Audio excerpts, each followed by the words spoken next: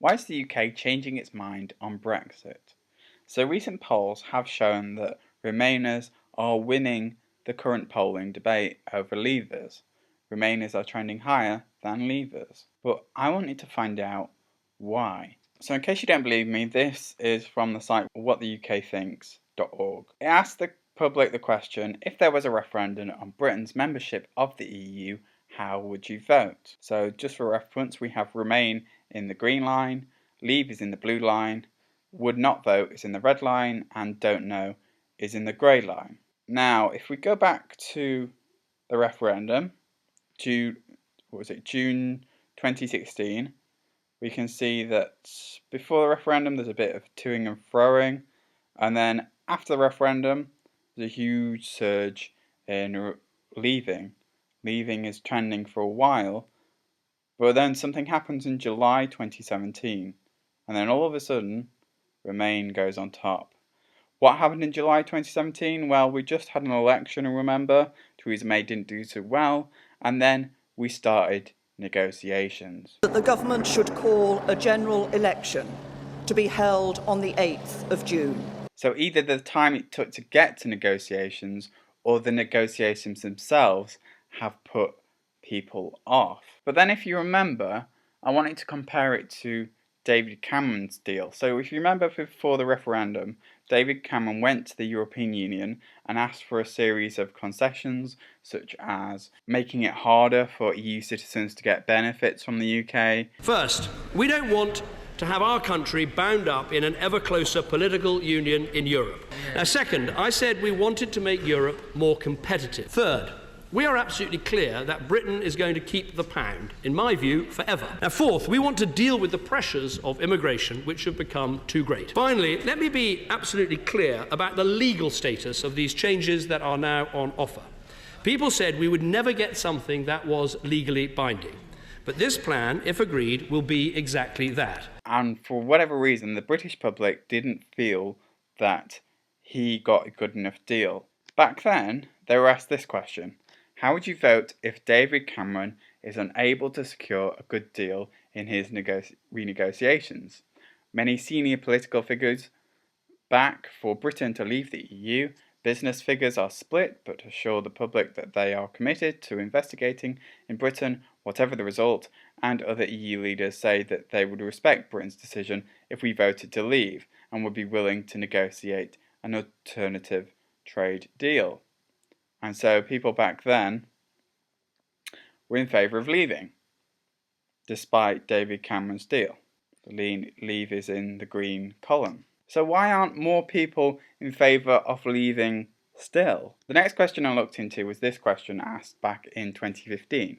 The public were asked, which of the following statements is closest to your view about David Cameron regarding the EU referendum? And as you can see, over 40% of people said he should not resign if the UK votes to leave the EU. But I do not think it would be right for me to try to be the captain that steers our country to its next destination. So he made a big mistake by resigning, which probably explains the support to Remain once negotiations actually began and Theresa May lost that election. The next thing I wanted to look at was the Chequers plan itself. What did the public actually feel about the Chequers plan? Do you remember that Donald Trump has dismissed it? He said that Theresa May's Brexit plan is not what people voted for. Well, I think the deal that she's striking is not what the people voted on. It's a much different deal than the people voted on. So, what did the public feel about Donald Trump? As you can see, over 45% of people agree with that statement that Theresa May did not get a Chequers plan that agreed with what people voted for in the Brexit referendum. And our proposal will create a UK-EU free trade area which establishes a common rule book on industrial goods and agricultural products. This will maintain high standards, but we will ensure that no changes can take place without the approval of our Parliament. They were asked, do you think Theresa May is aiming for too soft a Brexit, too hard a Brexit, or that she is getting the balance between soft and hard Brexit about right? Most people feel that she is aiming for a Brexit that is too soft and would give up too much power to the European Union. And then the next most chosen offer was people who don't know. Following that, we have people who think that she is getting the balance between soft and Brexit about right. And then we have the people that think none of these, and then the people, lastly, who think she's aiming for a Brexit that's too hard. The British public are against the Chequers plan because it's not hard enough. We've stood on our own 2 feet for many, many generations, so why can't we do it again? What, you know, surely there's a plan in place. There would have been a robust plan in place. They wouldn't have just sat there and gone, do you know what we're going to do? We're going to Brexit, well, they called it Brexit. Let's get out now. The majority spoke. The country spoke.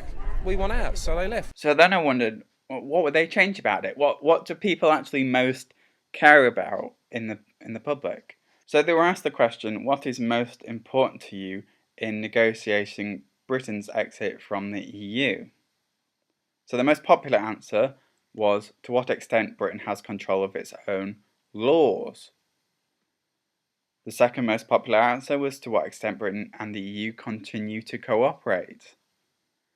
And the third most popular answer was to what extent Britain has control over immigration laws. So laws, cooperation and immigration. They were asked, do you think the government's priority for Brexit should be a deal that minuses the economic impact or one which frees us from the EU rules and freedom of movement? And of course the most popular answer was getting a Brexit deal which completely frees us of EU rules and freedom of movement, even if it means causing disruption to the UK economy, followed by the economy, followed by not sure. So basically people reject the Chequers plan because people aren't convinced Theresa May is taking back control over EU laws. So then I wondered, if there was a second referendum, a three-way vote second referendum, how would they vote on that? So this poll asked the question, how would you vote if asked to choose between the government's proposed deal, leaving with a no deal, and remaining in the EU? Most people don't know / would not vote. Then the second most popular answer was remaining. The third most popular answer, leaving the EU without a deal.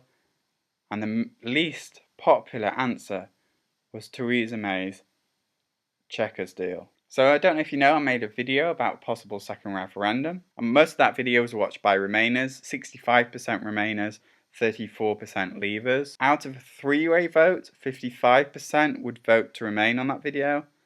56% of people from that video wanted to be both inside the customs union and single market, 37% outside both. 45% of people were Labour supporters. And that video had a younger demographic than, for example, the UKIP video I made, which had a mainly over 65 demographic. But this is an interesting graph. It asks the questions again, what would be your first preference in a referendum in which the options were remaining in the EU, leaving the EU, and accepting a deal along the lines Theresa May has set out, or leaving without a deal. So this is a line graph. It shows that for Britain to remain in the European Union, the trend has gone up. For Britain to leave without a deal, the trend has gone ever so slightly down. For people that don't know, people are becoming a bit more sure. Obviously this is only 3 data points, but people are becoming a bit more sure about their position. For people that would not vote, that has risen, and most interestingly is this green line which shows accepting the deal, the Chequers deal, or whatever deal Theresa May negotiates. And as you can see, there's a trend upwards. So when asked this question, do you approve or disapprove of the Chequers plan for the UK's relationship with the EU after Brexit? Most people in the green bar somewhat approve, followed by neither approve nor disapprove, and then the third is strongly disapproved.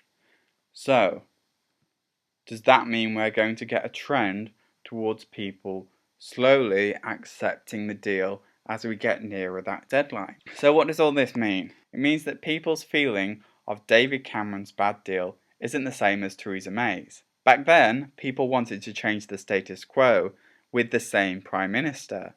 Now, they want a different Prime Minister with different laws. David Cameron shouldn't have resigned. He made a huge mistake in resigning and leaving Theresa May in charge. She is not a popular politician, and her unpopularity has led people to distrust the government's approach to the Brexit negotiations. The negotiations put people off supporting Leave because of the time it took to get there, their lack of confidence in the government, and the results of that election that we had in 2017. The Chequers plan is bad because it's not doing enough to take back control of our laws, ensure cooperation, and controlling immigration. That's why people don't like it. If it did go to a second referendum, most people would vote Remain because of fatigue and the pointlessness of the plan.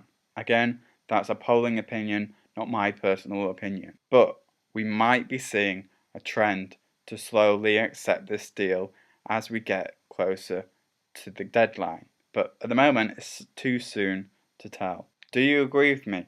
Join in the debate below and subscribe.